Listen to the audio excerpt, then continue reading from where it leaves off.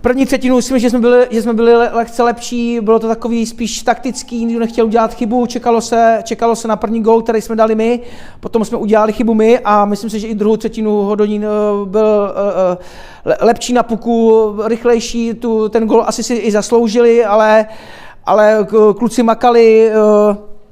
po dvou třetinách 1-1. Ve třetí třetině už bylo vidět, že oba ten bod chcou, že nechce nikdo udělat chybu, že ty body, jak Hodonín nepotřebuje, tak určitě potřebujeme my. A prodloužení, to je hold vabank. Měli jsme tam před gólem, který dal Hodonín, jsme měli samostatný nájezd, ten kdyby jsme proměnili, tak už samozřejmě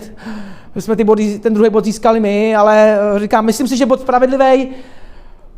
prodloužení vabank. Oba úplně výborně zachytali, jak váš Piták, tak náš Jarda Juda, podali výkon, bylo tam spoustu šancí, chytali výborně, taky ten zápas, podle toho tak dopadl fotbalovým výsledkem. Velké Meziříčí k nám vždycky jede s taktikou bránění a dneska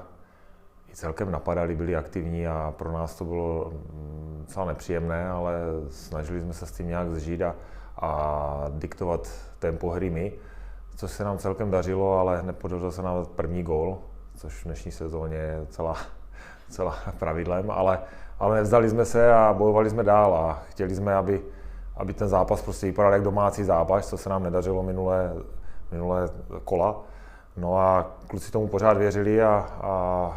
srovnalo se. Třetí třetina, bylo tam dost šancí na to, aby jsme dali gól, ale i aby jsme dostali.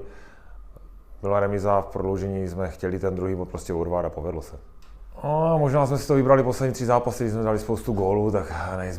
nejsme tým,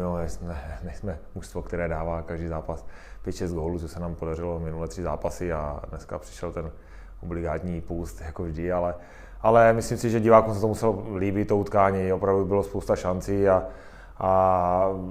pokaždé tam nepadá těch 6 gólů jak v posledních zápasech, takže já věřím tomu, že klukům to i to vítězství chutná, i když jenom za 2 body, ale je to vítězství pořád.